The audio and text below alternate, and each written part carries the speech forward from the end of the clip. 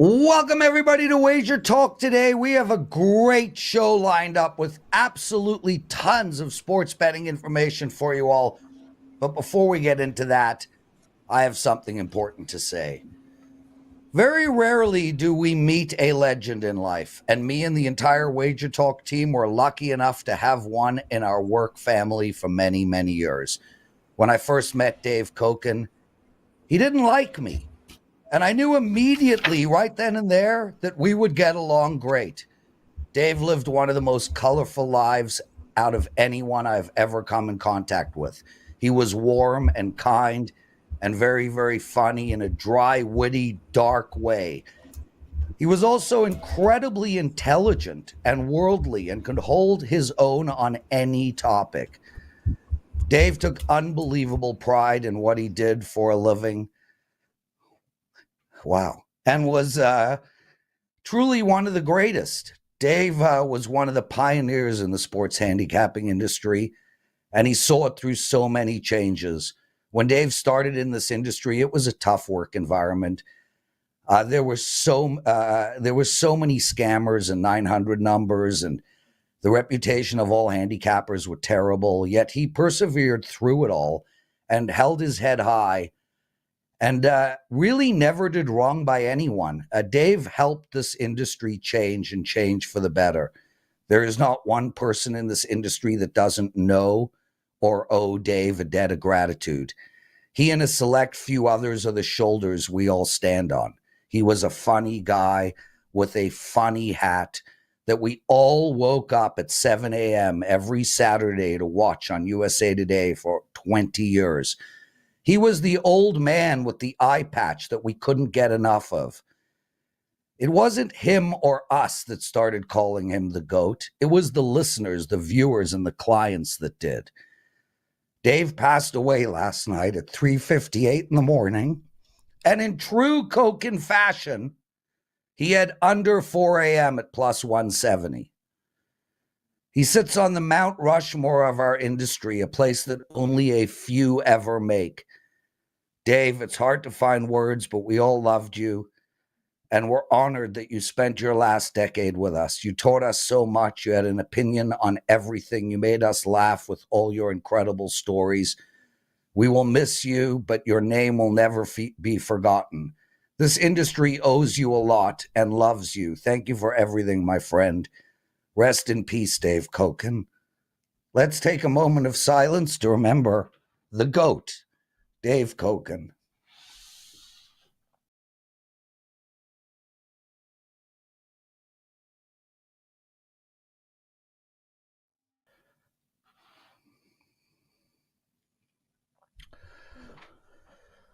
Wow. I didn't think I was going to get so emotional. And it really demonstrates what an impact and an important person Dave was to me and all of us. Whew. So let's move on. Ralph Michaels joining us today. He's going to look at two college bets, both in week one. He's going to take apart the Oklahoma game. They're playing Temple, and the TCU Stanford game. Ralph, we've got Jesse after that, and then we've got Pavlos to discuss some some basketball betting in the Olympics. But man, I did not think I would get so emotional. Tough morning. How are you, my friend? Yeah, it's been a tough couple of weeks, and Prez well said. The one thing I want to share about Dave, and you brought it up, was his knowledge. You know, when I moved to Vegas and joined Wager Talk, I started appearing on ESPN Las Vegas with Dave 2 or 3 times a week. Dave, of course, had a show, and that's how Dave and I became friends. And I would prep for shows and write notes and bring my laptop and have several pages of notes. If you ever listen to Dave on the radio, it doesn't matter what subject, what sport, what player, what stat, Dave pulled those numbers out of his head without ever writing down a note for any radio show I ever did.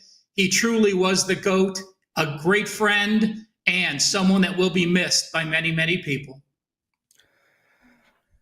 That is true. Well, we got to move on, Ralph. And Dave would want it no other way. Tweeting right to the bitter end. Sports betting was his passion. College football was his specialty. So with that said, we'll dedicate the show to him and get into some college football. Minus 42, Ralph, Oklahoma against Temple. And if a memory serves, I think you came on or somebody did and gave out Arizona at minus 40. So here we have another massive line. How should we attack this game? Well, just so you guys know, I am actually wearing my Gold Sheet cap for today. Gold Sheet is the $2 handicapper. They have a 2-for-1 with an NFL and baseball play. But this is a play from the Gold Sheet that they already have loaded. And it is game number 147.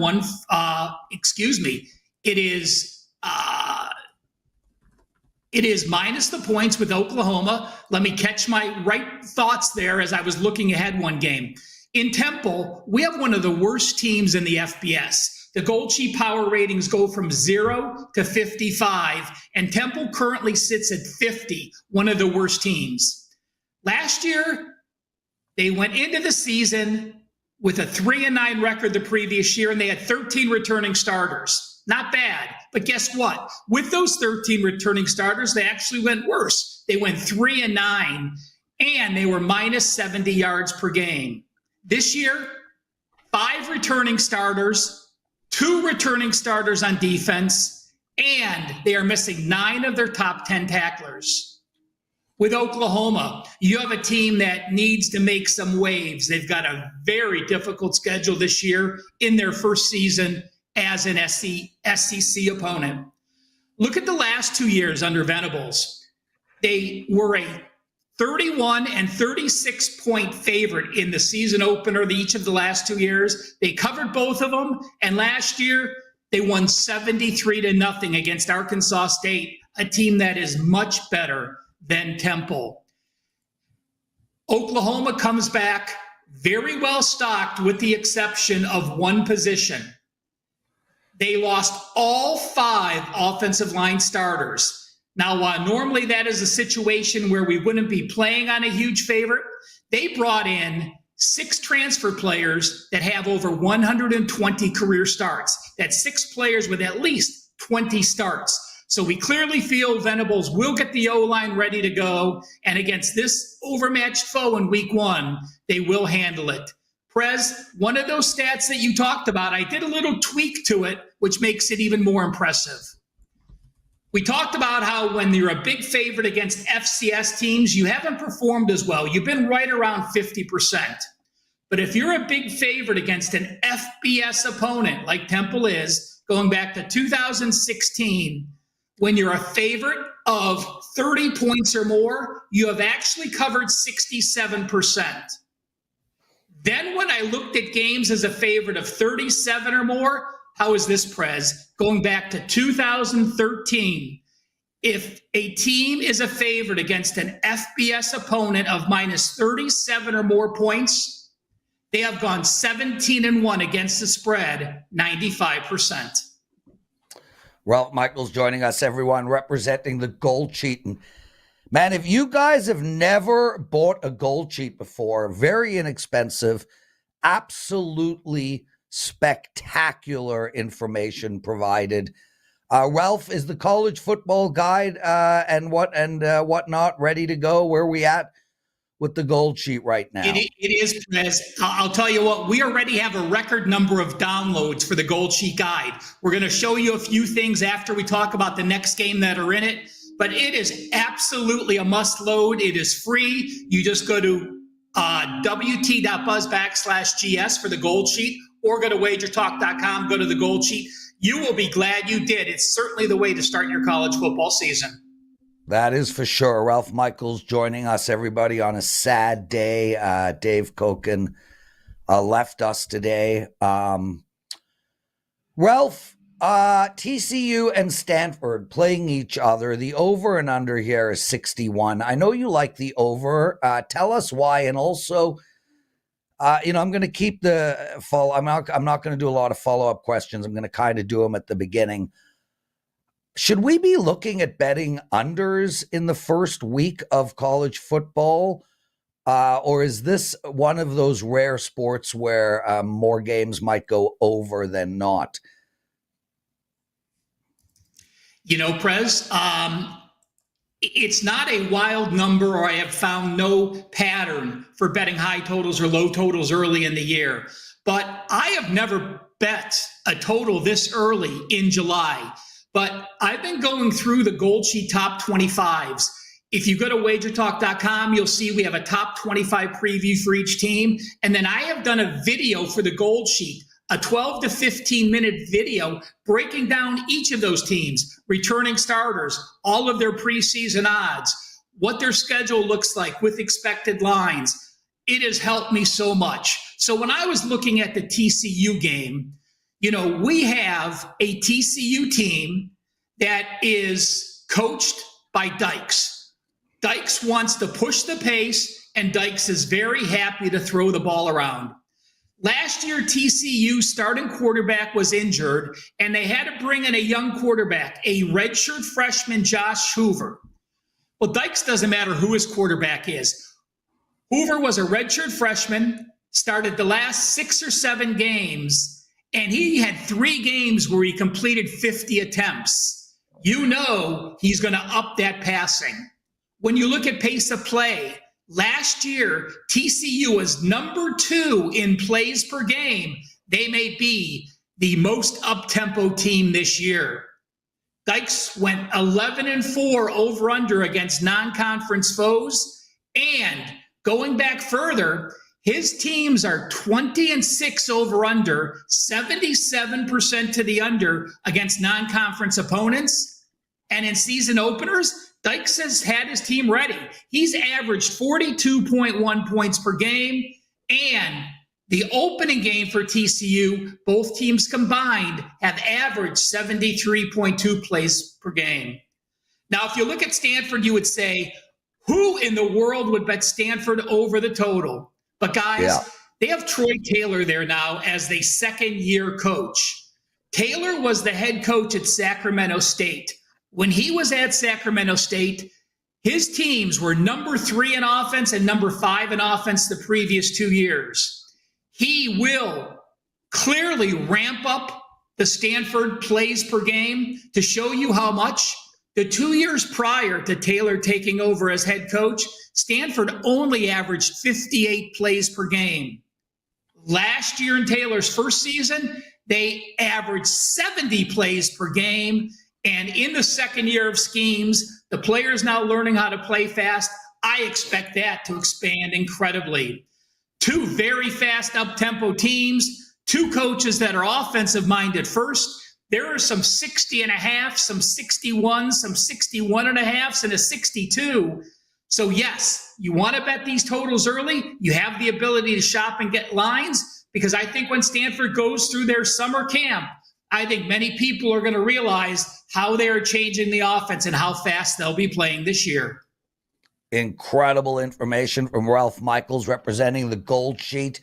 Ralph likes Oklahoma minus 42 and the over 61 in the TCU Stanford game. Don't sleep on either of those bets.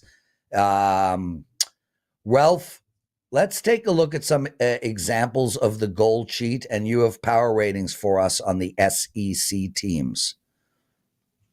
Well, I'm going to just show you 3 pages from the Gold Sheet College Football Guide. Again, free right now. Head to WagerTalk.com, go to the Gold Sheet page. You'll see the downloads, or you can see one of the team previews that has it.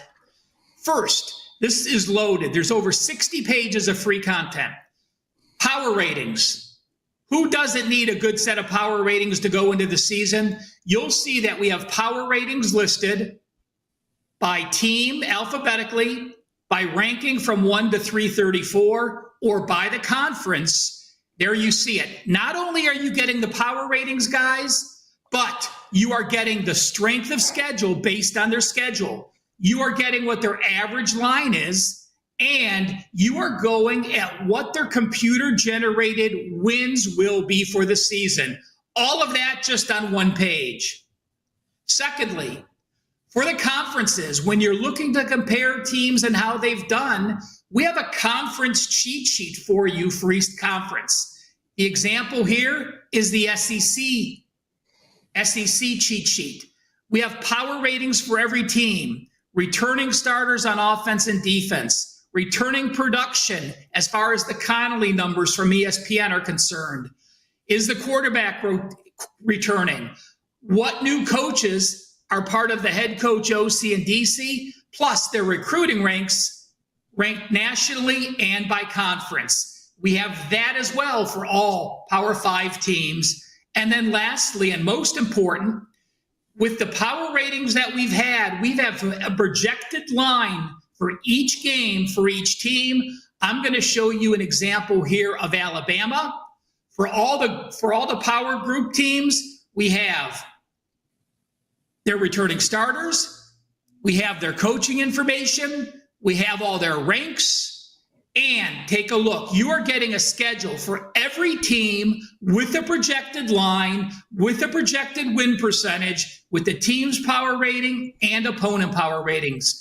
Guys, it's a must-have. Again, already a record number of people have downloaded. It is a must-read, the Gold Sheet 2024 College Football Summer Guide. Ralph Michaels, everybody. And guys, the Gold Sheet is the oldest sports betting publication in North America. It was founded in the 1950s, and it's never been better. We bought the company 6-7 years ago, and I really, really recommend taking a look at their information, especially the stuff on college football and NFL. Ralph, one of our listeners, Chuck Pod, and he's here every day. Really appreciate that, Chuck. He wants to know if there's any relevant stats on betting on or against a pitcher on his next outing after a no-hitter. Now, if you have the time to take a look at that, I'm happy to bring you back on after Jesse to go through it. But I do know you're busy. So how do you want to approach that? Because it is an exceptional question. You know, I get asked every time there's a no-hitter, so I will go through, I will find the query, I will post it in Slack for you, Prez, so you can share with them. But, perfect. You know, again, we're talking 1 or 2 a year, so the sample size isn't great. So do be careful. You know, while you think this is the number of pitchers, what they do in the next situation, each situation is unique. So I will post that in Slack in a minute, and you'll be able to share that with everyone. Thanks, Ralph Michaels, everybody. What do you got to promote, Ralph? Well, again, it's a Gold Sheet day, guys. Gold Sheet is the $2 handicapper. They're giving you their first best bet. This year, they've released 0 baseball plays rated 4% or 5%. They got one today, plus a bonus NFL game number 1. And by the way, guys, the NFL season kicks off in 59 hours. Make sure you check out my NFL preseason guide. You can head to my homepage for that, wt.buzz/RM. Gold Sheet College Football Guide, a must read. My preseason guide, an absolute must read.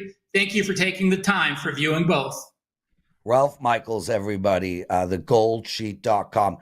Guys, if you like what you're hearing, do us a favor and take a minute out of your day and hit that like button. And if you haven't subscribed to our channel, please do so. We have an incredible amount of sports betting information. We have solo videos on many of the games that go on today or any day. And we also have a lot of live shows, including First Pitch currently and WagerTalk Today.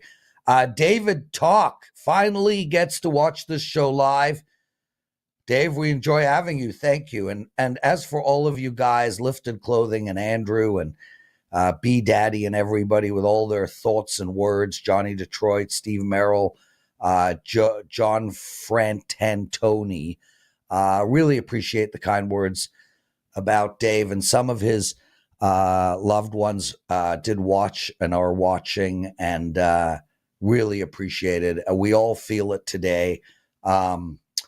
So we shall move on. We've got a CFL bet for you guys, another college football bet for you guys.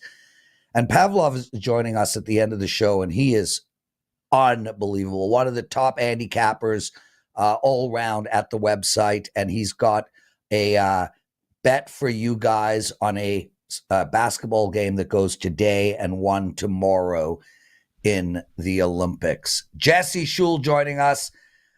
I didn't think I was going to get emotional. Nice tribute with the hat. Well, thank you. You did a great job, Lawrence. I was really impressed with the things you said, and the way that you put all that together was very, very well done. Thank you, Jesse. And I know you never got a chance to meet Dave, but obviously, like so many people who haven't met him, and even the young guys that are coming up in this industry, like Hakeem and Ronald and Andrew McGinnis, everybody knows who he is. And that's so rare for everyone to know who you are. Truly unbelievable. Let's get into some CFL betting. And well, the BC Lions are playing Winnipeg, and it looks like the BC Lions might be walking into an interesting quarterback situation. They have a quarterback currently that could end up being the best in the league when all is said and done, and Nathan Rourke, who can't seem to stick on an NFL team who wants back in.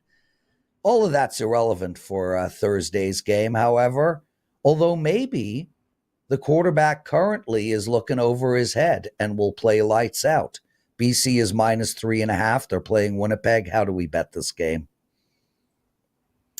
Yeah, I don't think Nathan Rourke's going to get a chance to play unless Vernon Adams Jr. Gets hurt, because he did lead the CFL in passing last year. He's leading the CFL in passing this year. The BC Lions have the best record in the CFL. They have the league's #1 offense.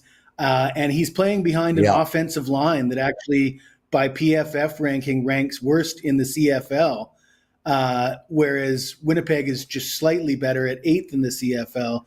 Unfortunately for Winnipeg, their quarterback isn't handling it as well.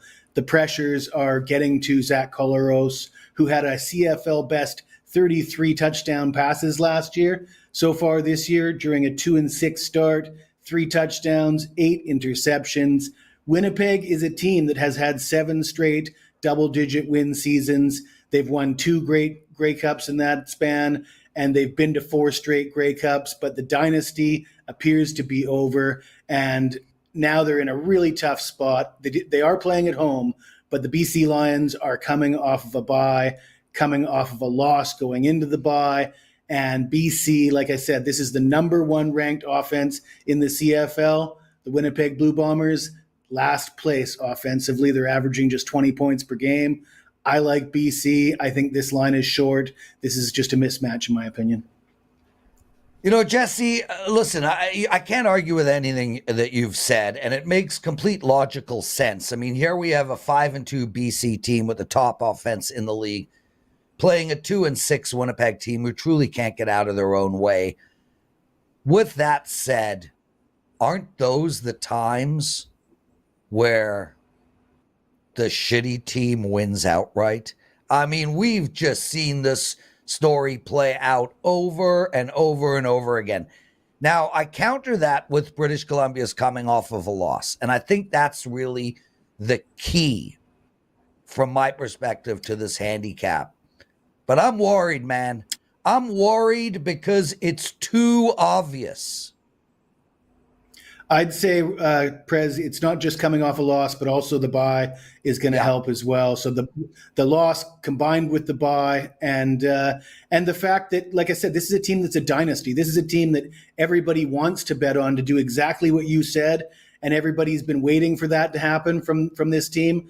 And I'm not going to be the guy betting every week on Winnipeg to turn things around. It looks to me like that time has passed. I don't think this is a playoff team this year with this quarterback playing behind this offensive line. Yeah, and as Steve Merrill says, don't catch a falling knife. Although I tried it on air like a year ago, literally on air, and I was able to fully catch the thing. It wasn't very hard. Jesse, let's turn our attention to college football. Man, it wasn't 500 years ago that the Nebraska Cornhuskers were a team to reckon with. Those days are long behind us.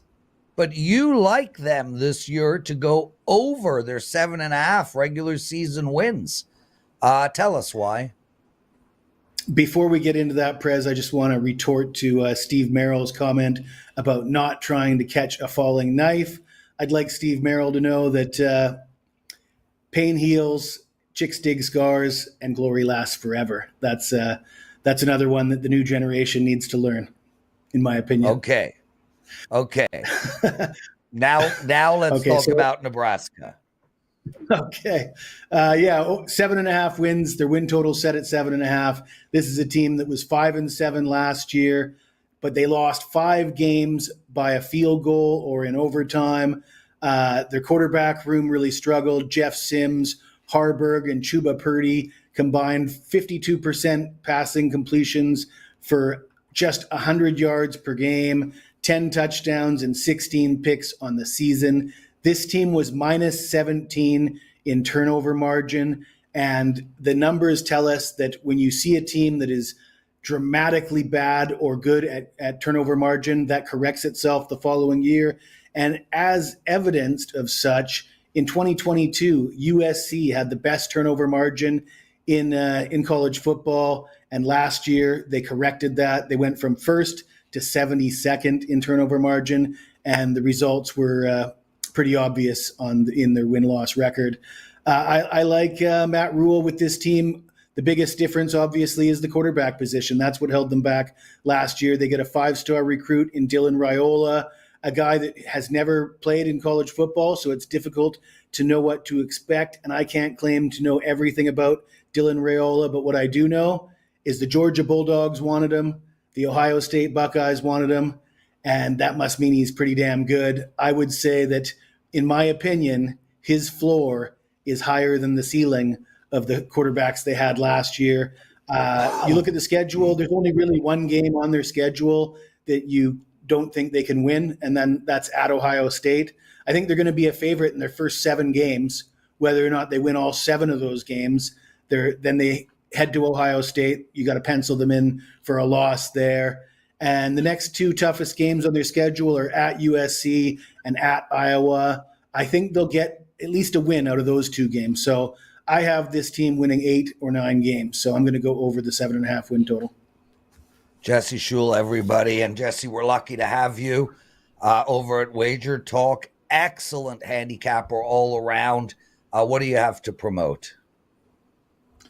Yeah, I enjoyed Ralph's analysis on the college football games, and I've also done single game videos for both those 2 games that Ralph talked about, and it sounds like we're thinking along the same lines. I would encourage everybody to check out WagerTalk TV, check out my single game videos for college football. We do have a special up, $249, all my football, college, NFL, and NFL preseason for $249 running through the end of September. And I've gotten off to really hot starts with college football the last 2 years, 41 and 12, 77% in August and September. And the reason for that, and the reason why I focus on that time period, is because the bookmakers usually don't have the lines dialed in the first month of the season. As the season progresses, they tighten up those lines and it becomes more difficult to find value. That's why I promote the first month of the season like that. Wonderful stuff. Jesse Schule, everyone. You can find him at wagertalk.com. So before we bring in Pavlos, let's answer Ralph's question, and then I have a bet to give out for all of you guys. Call it my big game breakdown. So one of our listeners asked, what do you do after a pitcher pitches a no-hitter? How do you bet? Do you bet on that pitcher, against that pitcher, over and under? Well, here's what I can tell you. Since 2020, the average start for a pitcher making his first start after a no-hitter, 4 2/3 innings. So he didn't make it to 5. 5.9 hits allowed, a 3.3 earned run average, 1 home run allowed, a 6.32 ERA, and a 1.63 whip. That sounds to me like betting against a pitcher who just pitched a no-hitter is the right way to attack it. and perhaps betting the over in the first 5. But those are the stats. Do with them what you will. Now, in regards to a bet, look, 2 weeks ago, I told you guys to bet Noah Lyles to win the 100-meter race at plus 175. This line has now dropped to plus 150. And I'm telling you that it is still a really, really good bet. Last year, Noah Lyles, he's known as a 200-meter runner. And behind Usain Bolt, probably the greatest 200-meter runner of all time. Usain, him, Michael Johnson. But he decided to tackle the 100 last year, 2023, and he ended up winning the world championship. And he was really struggling with his starts. And now he's had a full year to fix that. And he's the current reigning world champ. And you're getting a ton of plus money on him. Plus 150 for Noah Lyles to win the 100 meters. I've bet that play. I bet it at plus 175 2 weeks ago, and I suggest you bet it now. And I'm good if you bet that play all the way to plus money, even money. I think we have a generational sprinter in his prime with a chip on his shoulder looking to make the double-double in a historic way. Noah Lyles plus 150 to win the 100-meter race. In keeping with the Olympics, there's only one guy at WagerTalk that wears a Speedo. Ladies and gentlemen, Pavlos, how are you, my friend? It's been a long time. I'm fine, but after the news about Dave, I'd never met Dave, but I always respected him and the way that he showed like he's the authority. I don't really sure how to say this with words, but I feel sad for a guy that I never met, but he's a guy that we worked with, and it's always sad, but I'll try to give you guys a couple of winners. It's in the Olympics. It's in basketball. I don't really do a lot of basketball, but, I just look for value wherever I can find it. And there's a game between Brazil and Germany, 3 p.m. Eastern in the Olympics.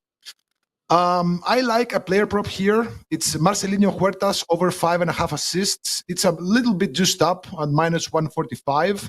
Now, he's 41 years old. He's pretty old for a basketball player, but he still has some gas left in the tank.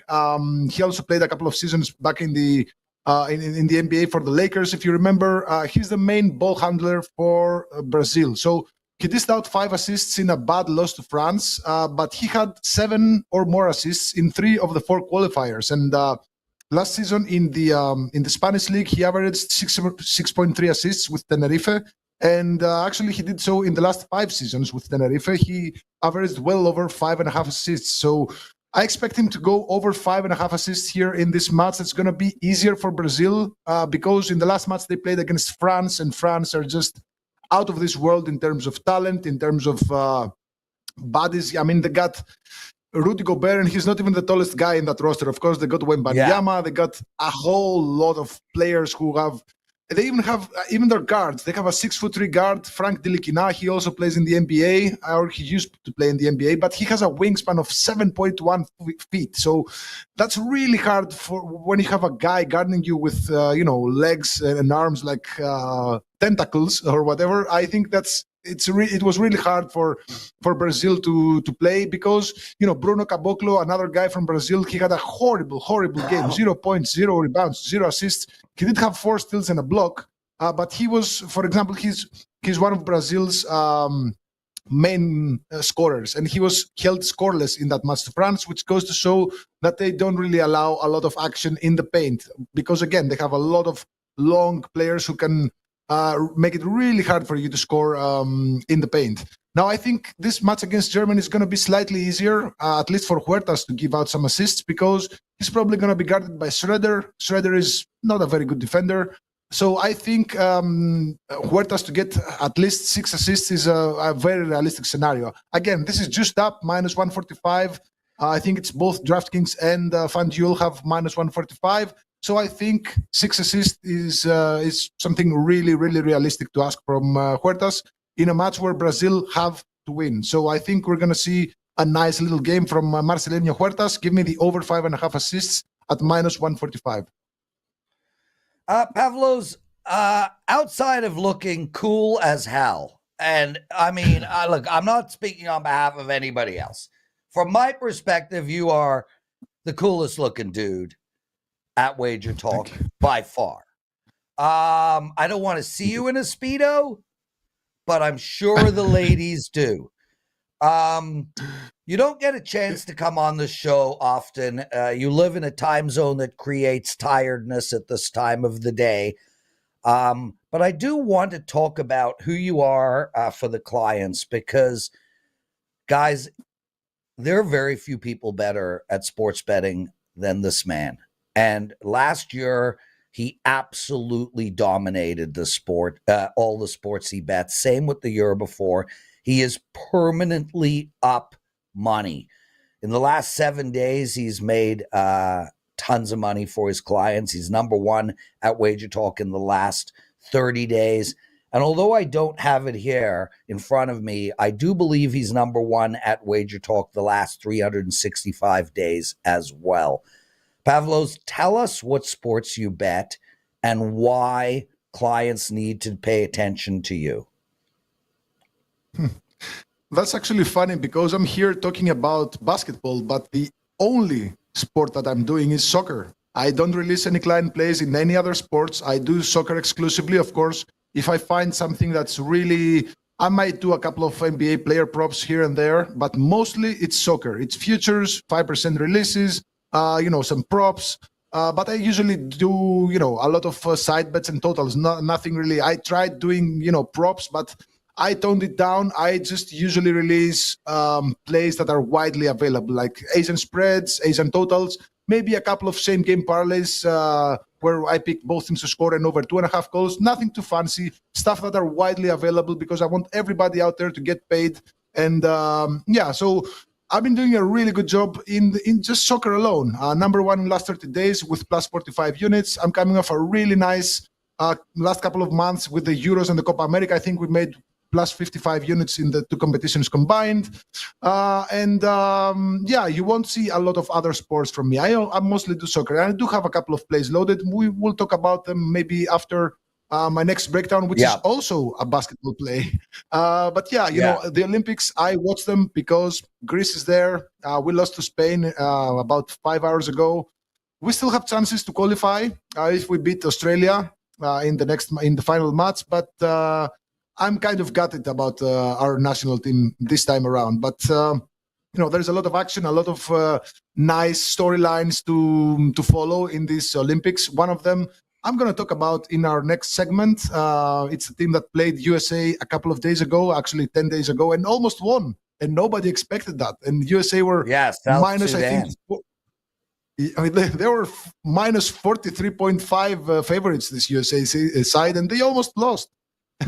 That's crazy. Yeah, well, listen, the United States are having a tough go in soccer right now for their men's team, both at the Olympics and at the higher levels of the World Cup, etc., etc. I just want to correct myself. Pavlos was number 7 most profitable handicapper the last 365 days. He made his clients 85 units of profit, which is unbelievable. And the fact that you made 85 units of profits in the last 365 days, and there were 6 handicappers that were better than you in that time period, what a testament to Johnny Detroit and the Detroit office scouring around the internet, studying social media, and really putting together the best handicapping team ever assembled. With that said, no one has a better beard than you. So you're number one for beards. Let's get into your Wednesday game. So you want to talk about USA and South Sudan. Shocking that South Sudan was able to pull an upset and one that their country, even in an exhibition game, is going to celebrate for a long, long time. Can they do it again? No. first of all, the spread in that friendly was 43 and a half points, which they smashed. Now the books are much more careful. I think the spread now is at 29.5, which is still huge if you ask me, because USA they didn't win any of the last 6 matches. Why their last 6? Because it's 5 friendlies and the first match against Serbia. They didn't win any of those by 30 points or more, and they only covered whatever spread was given in any given match. They only covered the spread in 3 of those, which was 2 of them were against Serbia and 1 of them was against Canada. So that tells me that they go above and beyond to cover the spread and have good performances against teams that have fellow NBAers. Serbia, of course, they have Jokic and a couple of other players, so they really wanted to put the Europeans, in their place. Same goes with Canada, because USA and Canada are like, could easily be USA's B team in the sense that they all play in the NBA. They're all very good players. So I think whenever they find a team that doesn't have a lot of NBAers, they get complacent.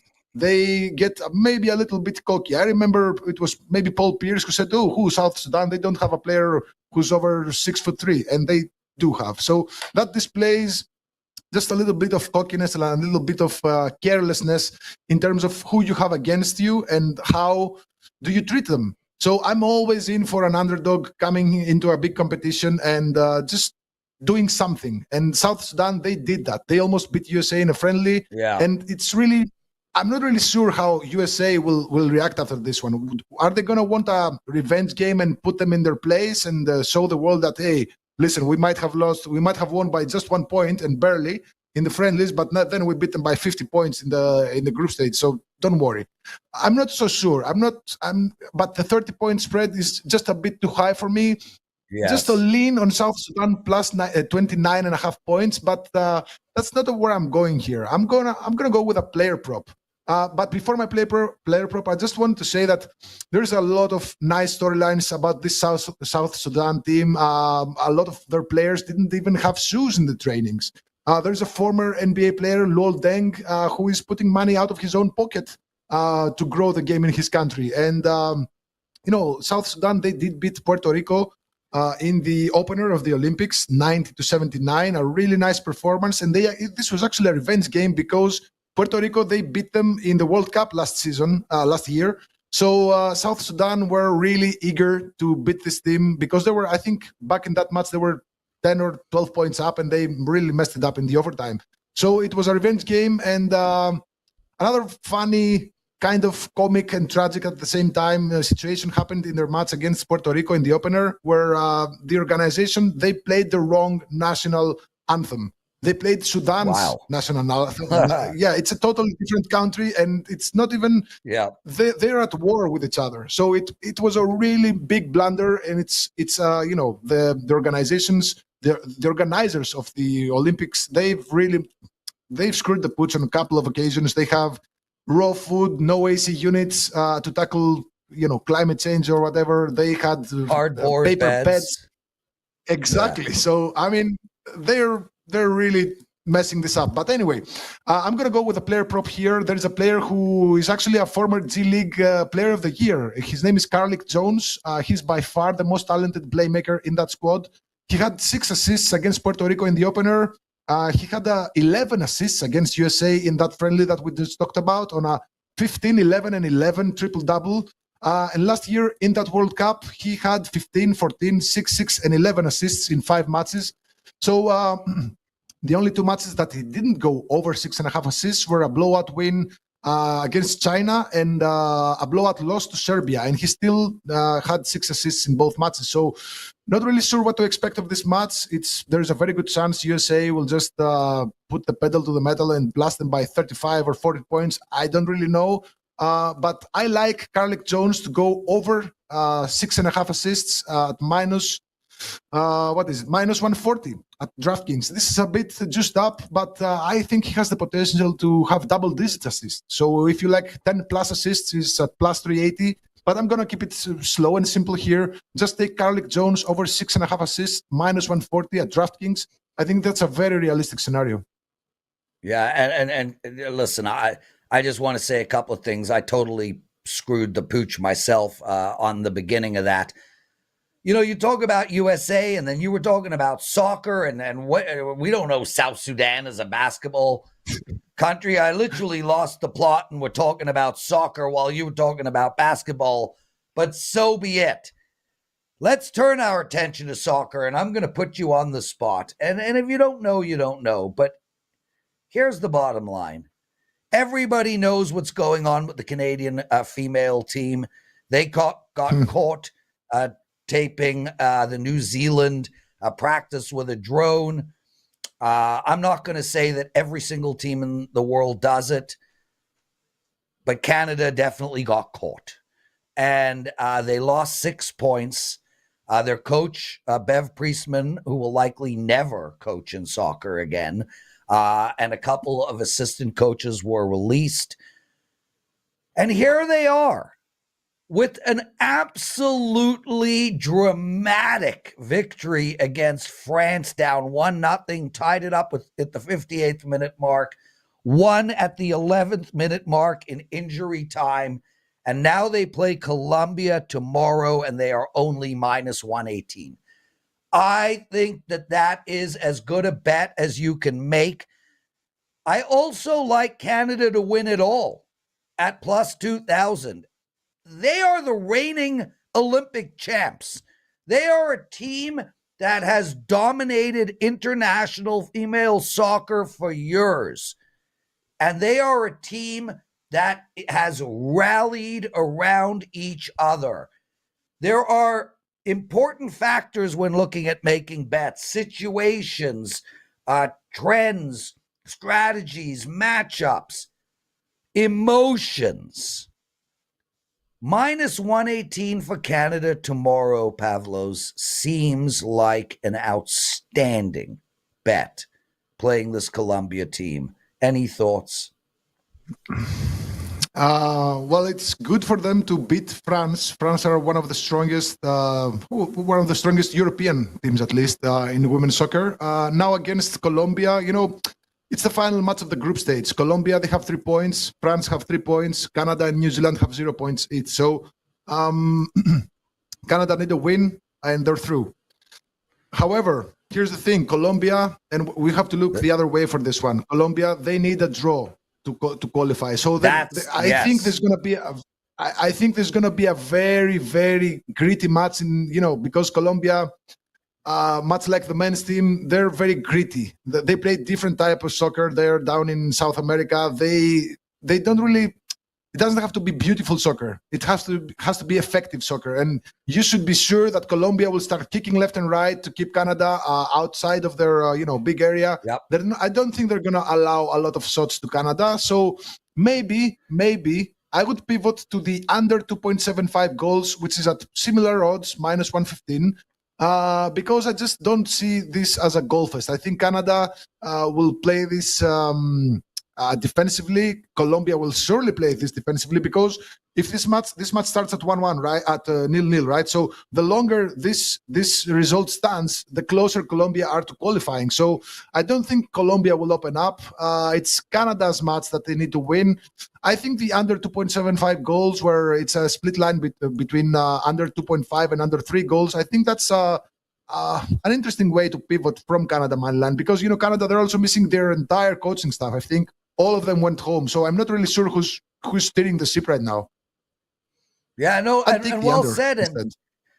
And also the draw is plus 250, and you're right. It's going to be one of those games where Colombia plays 10 back, and Canada just tries to find their way through. But I really, really love betting with the emotional angle in play, and all the talk coming out of the Canadian locker room. I mean, these girls are it's going to be a hell of a soccer game, and that I will miss because I'm heading up to my friend's cottage tomorrow night, but so be it. Pavlos, what do you got to promote, my friend? I've been doing a really good job in the Leagues Cup so far. We won all 3 of our 4% best bets. We have another one going today it's later today. I don't remember the time, but we have a nice 4% Asian spread bet for today and a 5% Asian spread bet in the Leagues Cup for tomorrow. We're 9-1 in 4 and 5% releases in the Leagues Cup dating back to last season. We made 79 units in last season's edition. 23 and 10. That's a 70% win rate across all plays. So we've been doing a really good job with this Leagues Cup competition, and we keep on pushing winners. I think it's going to be a nice 2-0 day today and tomorrow. So head over to my page. We also have a nice promo for you guys. You can use code SOC30 to get 30 days of soccer for just $129. And of course, if you go to my page at wt.bus/pl, you'll find more free plays and more promos. You can get, we have promo codes for 7 days, 30 days, 365 days, just everything. Just go to my page and you'll find everything.